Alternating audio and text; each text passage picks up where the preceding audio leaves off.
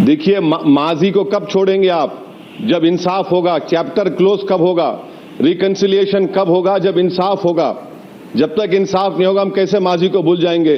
क्या हम महात्मा गांधी के कातिल को भूल जाएंगे? क्या बाबरी मस्जिद को, गुजरात 2002 को और सिखों पर जो जेनोसाइड हुआ उसको भूल जाएंगे? ये सब राजनीति ठीक है, ठीक है, ठीक है, ठीक है, ठीक है, ठीक है, ठीक है, एक सेकंड। हाँ, ठीक है। सबसे महत्वपूर्ण बात है कि आपने खुद ये कहा कि इसमें से ज्यादातर लोग, लेकिन इसमें कई लोग ऐसे भी हैं जो आम रूप से किसी मुस्लिम समुदाय को रिप्रेजेंट करते हैं। अब सवाल ये है कि जब वो ये मुलाकात करते हैं और वो कह रहे हैं कि उनकी बॉडी लैंग्वेज में जबरदस्त इन्होंने, मतलब कम से कम जो उनकी इमेज, जो छवि बनाई गई थी उससे बिल्कुल विपरीत माना है, इसको किस तरह से देखेंगे आप ओवैसी साहब? आप, मुझे पता है कि आज इस पूरी बातचीत में ज्यादातर सवालों पर आपको हंसी आ रही है, लेकिन फिर भी ओवैसी साहब, मुद्दा ये है कि एक कोशिश, एक पहल, अब उस पहल को देखने का आपका नजरिया, इनका नजरिया, तीसरे का नजरिया, चौथे का, सबका अलग हो सकता है, लेकिन कहीं ना कहीं राजनीति से ऊपर उठकर क्या एक राह आगे दिखाई देती है?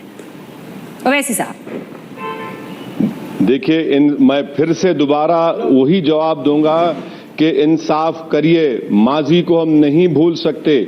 आप जब तक इंसाफ नहीं करेंगे, आप त्रिलोकपुरी में कल ओखला की मस्जिद में, मैडम, कल ओखला की मस्जिद में एक बॉम्ब फेंका गया, पेट्रोल बॉम्ब फेंका गया जी। क्या इसका जिक्र नहीं कर सकते थे वो लोग? इंसाफ करिए।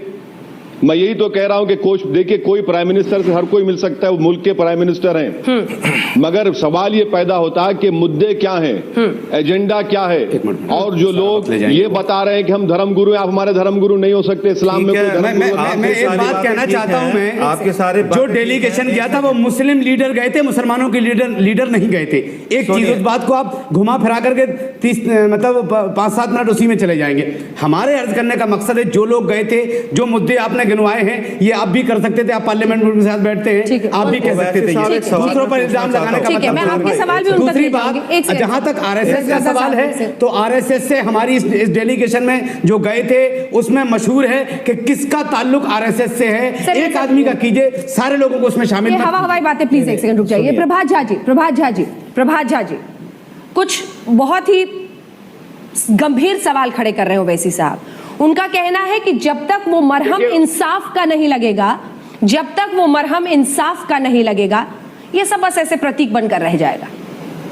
प्रभात जी, ओबीसी की राजनीति, ओबीसी की जो राजनीति है वो इसी मुद्दे पर चलेगी, लेकिन जो शुरुआत हुई है उसको अच्छा कहने का जो दम चाहिए, कलेजा चाहिए, बड़ा कलेजा चाहिए, वो ओबीसी साहब में नहीं है। और इसलिए आप बार बार वो पूछती रहे, लेकिन आपके जब सवाल का जवाब वो नहीं मिलेगा। इंसाफ की शुरुआत इंतजार के बाद होती है। इंसाफ किस बात का?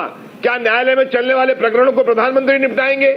ऐसा हो सकता है? ऐसा संभव नहीं है। लेकिन अच्छी शुरुआत को कहने की ताकत अपने आप में अच्छी होनी चाहिए। आरएसएस का नाम लेकर, बीजेपी का नाम लेकर उनका अपमान करने का, उन उलेमानों का, उन इमाम के, मस्जिद के इमामों का कोई अधिकार किसी को नहीं है। और ये आप जानती हैं कि वो क्या कहेंगे, और इस किसी को नहीं है, और ये आप जानती हैं कि वो क्या कहेंगे, और इसीलिए आपकी डायलॉग भी उनके साथ ज्यादा हो रहे हैं। मैं बार बार कह रहा हूं कि ये अच्छी शुरुआत है, और शुरुआत की, पहल की बहुत प्रशंसा करनी चाहिए। ओवैसी साहब बात शुरू होगी तभी तो बात होगी। ओवैसी साहब, एक टिप्पणी करूंगा। देखिए, एक तारीखी शुरुआत थी, हिस्टोरिक बिगनिंग थी। काली रात के बाद सुबह आती है, तो मैं समझता हूँ ये वो सुबह थी जो एक हिस्टोरिक सुबह थी, और हमें इससे अच्छी उम्मीद रखनी चाहिए। काली रात के बाद सुबह, बिल्कुल मैं आपसे सहमत हूँ। अरे सर एक सेकंड, प्रभात झा जी एक सेकंड। ओवैसी साहब की राजनीति नहीं, जिस राजनीति के लिए वो आरएसएस को ब्लेम करते हैं, वही वो मुसलमानों में कर रहे हैं। करनी ही है। अगर ओवैसी साहब नहीं बोलेंगे तो राजनीति पिट जाएगी। यही कहकर कर तो राजनीति की है, फूट डालो, काम करो। बिल्कुल सही। राजनीति तो आप भी करते आए हैं प्रभात झा जी, लेकिन चलिए ठीक है। प्रभात झा जी, इससे पहले तो ओवैसी साहब जवाब दें, अगर हम मैं एक बात बता दूं आपसे, 125 कि अभी आपने एक बात कही है कि जब मामला कोर्ट में चल रहा है तो इसमें ओवैसी साहब को बीच में आने की क्या जरूरत है? तो आप ये बताइए, कभी कटियार साहब ने आपको जो बयान दिया है, जब बाबरी मस्जिद का मुद्दा कोर्ट में चल रहा है, तो उनको क्या जरूरत पड़ गई थी कि ये कहने की कि मंदिर बनेगा? ठीक है, एक बार ओवैसी साहब मैं चाहती हूँ आप जवाब दे, प्रभात झा जी ने जो सवाल उठाए हैं उसके। प्रभात झा जी इमामों की बड़ी फिक्र कर रहे हैं, तो बाबरी मस्जिद को किसने ढहाया था प्रभात झा जी? वहां पर इमामों की फिक्र नहीं थी आपको? कितने मस्जिदों को नुकसान पहुंचा? देखिए, सवाल यह है कि मैं फिर से कह रहा हूं कि प्राइम मिनिस्टर कल मिलते हैं। अभी किसी ने सही कहा, विनय कटियार ने क्या कहा कि अगर मंदिर नहीं बनेगी राम मंदिर तो लावा फट पड़ेगा। कि आखिर आप किसकी आंखों में धूल झोंक रहे हैं? कोई वक्त कोई वैल्यू नहीं है।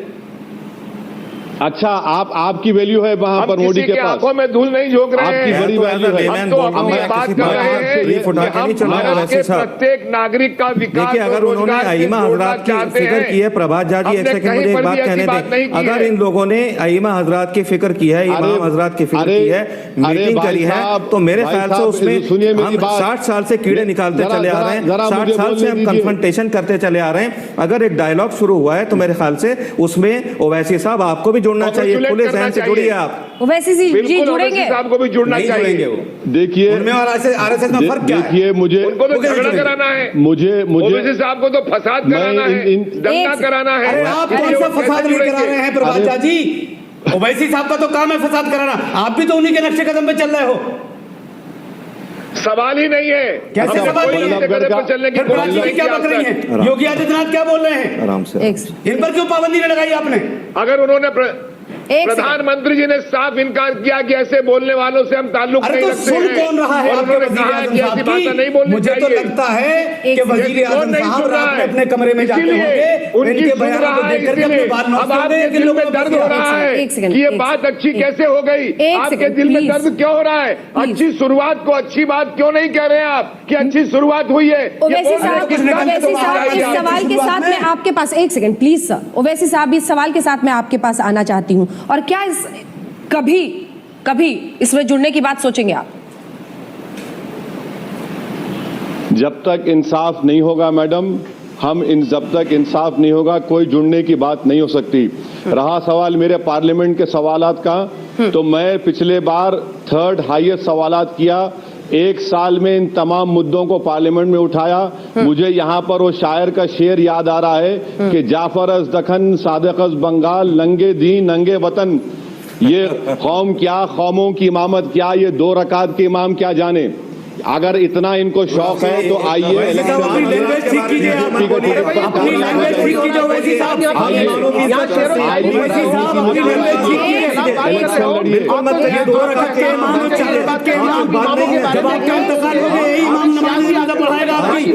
ये भी बात इस मौके पर साफ हो जानी चाहिए।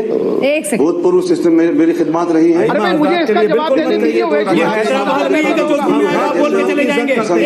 हिंदुस्तान आपको सुन रहा है। एक बड़े तबके के साथ आप अपने अल्फाज वापस ले आओ वैसे भाई। इस तरह की लैंग्वेज आपको नहीं बोलना चाहिए।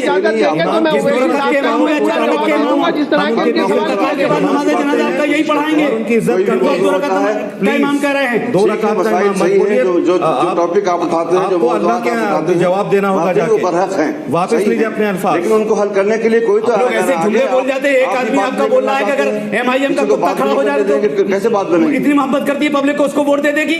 इस तरह की लैंग्वेज आप इस्तेमाल करते हो और फिर मुसलमानों की हमदर्दी हासिल करना चाहते हैं। एक सेकंड अगर आप सबने बोल लिया हो तो जरा मुझे भी इजाजत दें। एक सेकंड सर, आप सबसे निवेदन है इसमें मुझे कि बोलने प्लीज दीजिए। इसका इंतजार करें, सब बोलेंगे, आप इंतजार करें अपनी बारी आने का। जब मैं सवाल लेकर आपके नाम के साथ आऊं तभी आपका मकाम है। हिंदुस्तान के मुसलमान मैं आ रही हूँ। प्रेम शुक्ला जी, प्रेम शुक्ला जी, देखिए नफरत उगलने की राजनीति तो दोनों तरफ से की जाती है ये वोट बैंक के लिए। प्लीज सर मुद्दे को मत भटकाएं। एक सेकंड सर, शांत हो जाए। बहुत अफसोसनाक बात है ये। इमाम जी आप प्लीज शांत हो जाएं। आप तो एक ऐसी स्टेट से ताल्लुक रखते हैं, प्लीज ऐसी तंजीम आपके पास है। एक सेकंड शांत हो जाए। एक सेकंड शांत। इमाम नायब रसूल होता है। कभी कोई ऐसी गुफ्तगू नहीं सर ये आपके अस्तित्व की लड़ाई नहीं लड़ रहे हम टीवी पे बैठ के। एक सेकंड सर प्लीज, माफी के साथ। आपके अस्तित्व की लड़ाई नहीं लड़ रहे हुजूर। एक सेकंड जवाब देने के लिए मुझे मौका दीजिए। बस फंस गए आप अपने अस्तित्व में। कहा तो देश के मुसलमानों के हित की बात कर रहे थे साहब। जरा सा इंतजार कीजिए, सब जवाब देंगे, सब जवाब देंगे। प्रेम शुक्ला जी सवाल ये है कि क्या प्रतीकात्मक राजनीति के जरिए अच्छे दिन आ जाएंगे? ये सवाल तो पूछा जाएगा ना कि क्या आज भी इंसाफ की राह वहीं पर अटकी दिखाई देती है और दूसरी तरफ कोशिश